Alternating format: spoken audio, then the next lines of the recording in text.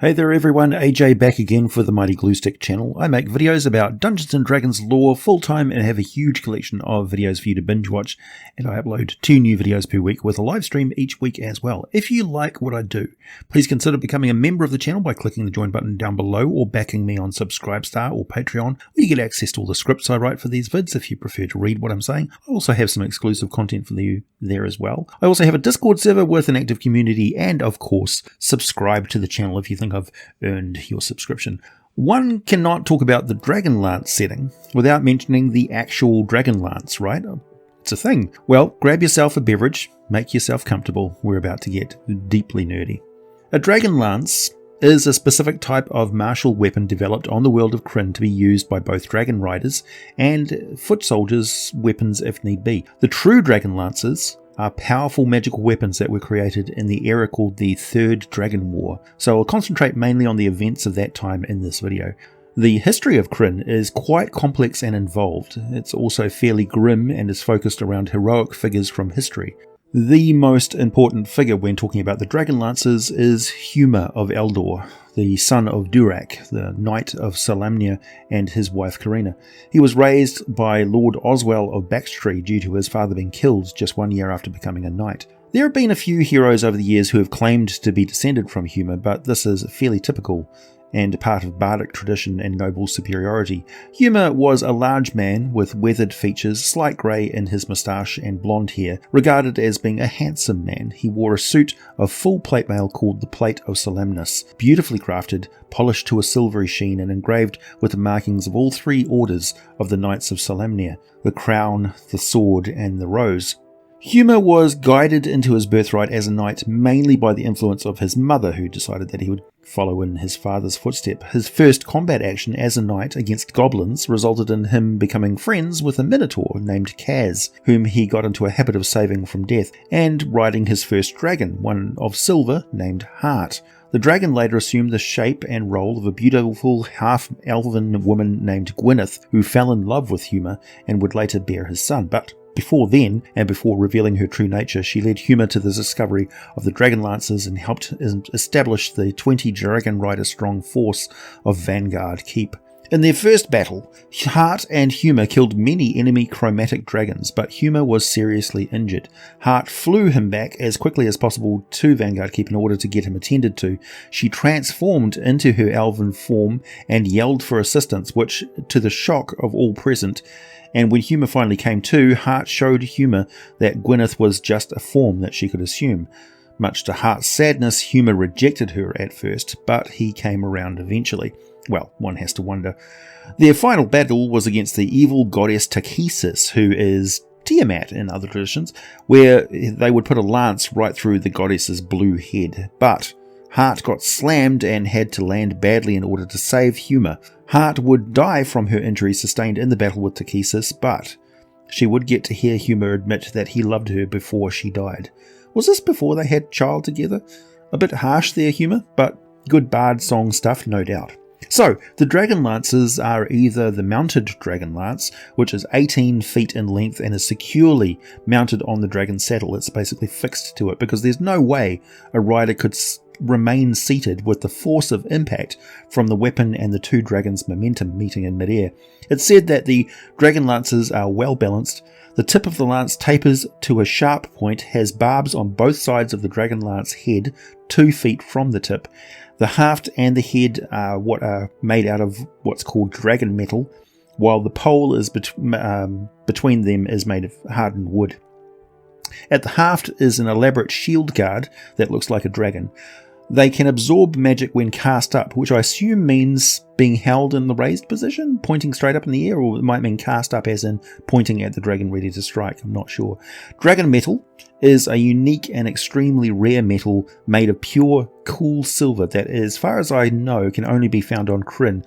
A deposit exists under the Silver Dragon Mountain in Foghaven Vale, and there is another in the Carolus Mountains on the continent of Ansalon. The secret to working and crafting with dragon metal is that it requires powerful magic items to do so, which is where Duncan Ironweaver comes into it. Now, Duncan Ironweaver was a dwarven master smith, armourer and student of the creator god and god of the dwarves, Reorgs.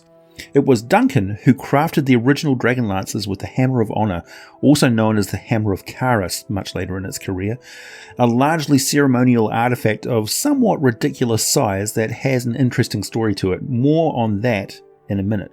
Duncan was said to be dwarven, but also something else, like a blend of human, elven, and dwarven. He was certainly a lot taller than any dwarf, so quite unusual. He also had a unique artificial arm made of silver metal that he constructed for himself after his original arm got bitten off by a red dragon who lived under the Silver Dragon Mountain called Wormfather. Notable in that he was the first of Takhisis' dragon children. Wormfather was imprisoned in the mountain at the time because of a defeat he suffered against the god hero Kiri Jolith long ago. Well, one account says he made the arm, but the arm is actually another powerful artifact called the Silver Arm of Urgoth, said to have been created by humans, elves, dwarves, and metallic dragons all working together. The thing is, Duncan was working with a team of exactly that mix of races, so he may well have created it himself, and the arm had some healing powers. It could also transform from a right to left arm as needed, and was used by another smith in a later age, so it's probably damn near indestructible. Anyway, during the Third Dragon War, Duncan Ironweaver travelled to Vanguard Keep to provide more Dragonlances to Huma and the Knights of Solamnia. The silver arm of his is kind of important because of a trait of the Hammer of Karis worth mentioning, which is the sound and vibration it makes when it strikes an anvil. The hammer is way more than just a weapon or tool. It was originally forged by the Thorbarden dwarves thousands of years ago to honour their god Reorx. The hammer was created in the image of Reorx's own hammer, which he used to craft the world of Krynn. And the Thorbarden dwarves named their creation the Hammer of Honor. In a remarkable display of their good intentions, they presented the Hammer of Honor to the Empire of Urgoth as a peace offering. And one of the hammer's properties is that whomever so carries the hammer may never be struck down by any dwarf. Also, the hammer can only be used for peaceful purposes. It can never be used to shed blood in anger or hatred. It was linked to the massive anvil of Thorbarden, and it's said that when struck against that anvil, it makes a sound that can be heard through the heaven and the earth.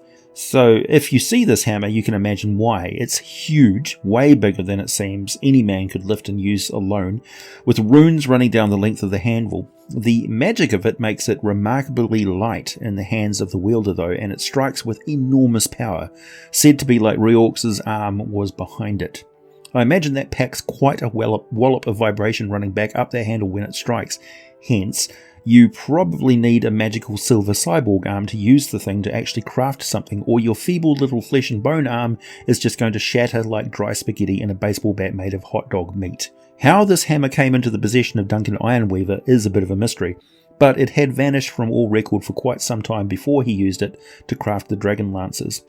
Originally, it was taken with much pomp and ceremony between Urgoth, Qualinesti and Thorbarden as a symbol of the Sword Sheath Scroll Treaty. It was also used by none other than Kithcanen, the founder of the elven nation of Qualinesti, and one of the signatories of the Treaty Scroll, to construct the great arched bridges of Qualinost along that same route. So it's quite an important artifact to humans, dwarves and elves, as you can imagine. I suspect the reason it keeps vanishing from record is that one group or another takes it into secret safekeeping to ensure it doesn't fall into the wrong hands, whoever that may be at the time.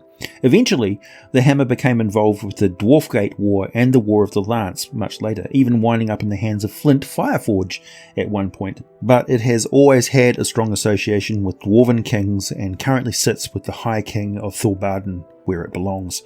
Now, back to the Dragonlances. There were 20 magical true Dragonlances created by Duncan, as well as one footman's lance, which was designed to be used by a soldier on the ground against a chromatic dragon. It was the exact same shape and style as the mounted Dragonlance, minus the shield built into it at the base, and it was only 8 feet long, rather than the 18 feet of a mounted lance. I'm not sure if the footman's lance could also absorb magic like the mounted lances or not. It may be that the lance simply became the target of any spell thrown at the wielder, and since the lances are unbreakable, the spell would just zap and fizzle ineffectually, theoretically. But that's just guesswork on my part. I don't know the specifics of the powers of that lance. After the titanic showdown with Takhisis, the Dragonlances faded into history, but they resurfaced in the new war, the War of the Lance. During this war, A smith by the name of Theros Ironfield somehow found the silver arm of Urgoth and was granted the knowledge on how to create the lances by a silver dragon named Silvara. With this knowledge, Theros created many lances for the Knights of Solamnia to fight with. They were used extensively in the Vanguard campaign and for cleaning up following the end of the war. Theros' first Dragonlance he ever created was given to Gunthar Uthwinstan, and he mounted it on the wall of his castle. It would be another 31 years before the Dragonlance would again be used on a grand scale. During the Chaos War, the lances were used to fight the Knights of Takhisis, and then, when Father Chaos attacked Krynn against his Chaos Spawn and the Fire Dragons. Following this war, the lances are no longer as common as they were prior. Some are still used by the Knights of Solamnia. It is unknown if there is anyone else who can still forge one. The Heroes of the Heart quested to find the pieces of Sturm's Dragonlance, and Daemon Grimwolf joined the three pieces back together. They also gained the Dragonlance of Huma, and it was used against Malestrix. It didn't work, only bringing great pain to the large red dragon. Still, the thing that strikes me is that the Dragonlances have a reputation for killing dragons instantly, but this doesn't always seem the case. Yet in other instances, even a broken lance can potentially kill a dragon, so you never know. I would say even if the death of the dragon is not a sure thing, it's certainly going to get messed up really badly from one of these weapons, and just the reputation of them may be enough to stop a dragon in its tracks. Dragonlance is a rich world setting with a detailed and fabled history of heroes, gods, villains, and large-scale conflicts and the rise and fall of nations, as you can see. Legendary feats, spells, and as you have surmised, a lot of important artifacts that just get squirreled away for centuries at a time, constantly being dug up and recirculated back into the important historic events and adventures. It's a setting that has a lot of room for important individuals to get involved in and shape the events of the world, where the gods are a bit more distant and kind of dicks, where the power-hungry can do stupid things like craft whole new monstrous races, and where the non-human races are just as diverse and complex as human societies with rich histories and politics of their own. Remember, all of this is available to you right now in the existing sourcebooks, novels, and adventures for the setting. They are quite easy to convert to 5th edition games if you so desire, and the world of Krynn makes for a great location to strand some planes-hopping, adventurers who get blown off course or need to find a lost artifact on some mysterious planet somewhere. You have all you need to run thousands of Dragonlance adventures at your fingertips right here and now, and those resources are never going away. So you don't need a reboot, it's already there. Please hit the like button if you made it this far, subscribe if you like what I do, check out my Subscribe Star or Patreon for all links to all the full scripts of these videos, buy some Teespring merchandise, wear your geek with pride, and as always, thanks for listening, and I'll be back with more for you very soon.